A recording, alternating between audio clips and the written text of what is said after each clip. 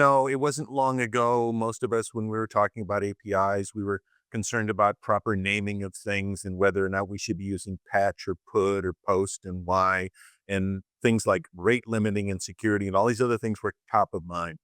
Now we've got a whole new set of additional challenges ahead of us as we look at the way generative AI is starting to affect the way computers work themselves and how they interact with each other through APIs on the web. I'm really here to tell you that we really need to stop building APIs the way we are doing it, the way we are used to. The world has changed. You, of course, know it. That's why you are here. But it's important to understand that there are these new API consumers on the block, these new kids, this AI agents. I think this is really the time to stop and rethink APIs. First, AI can integrate APIs. AI can also build APIs, and AI is the user of APIs. And in the future, AI will do business on top of APIs.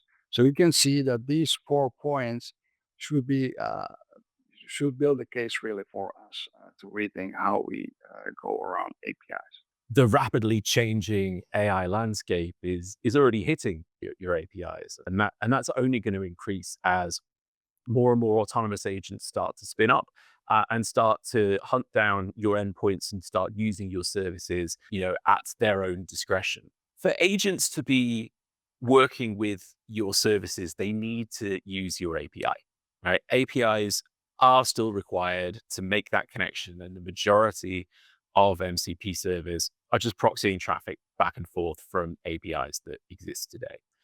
When I started to talk about AI in my API conference talks, like a year ago, I was always, we need to prepare for that future. Now it's like, we need to handle that future.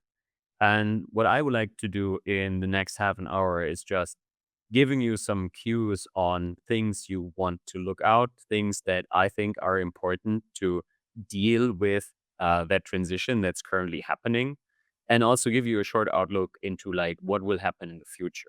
So APIs, large language model, and explainable AI, as I said, APIs are the gateway for services.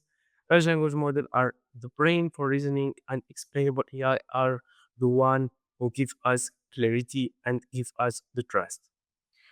The era of AI has arrived, and every product, especially at Microsoft, we are moving now to an AI era, and we are trying to support all of the different capabilities to make sure AI workload works.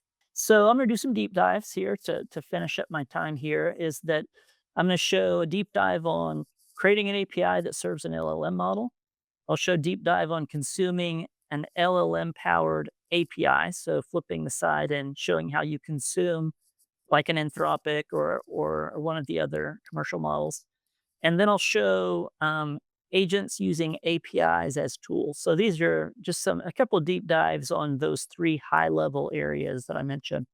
AI driven agents are incredibly good at paying attention. They see everything.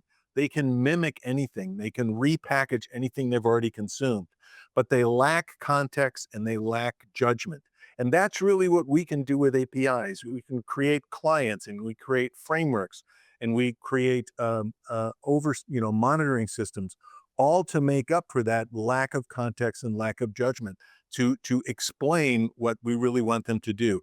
That's our challenge, and that's our opportunity as API developers and as API consumers.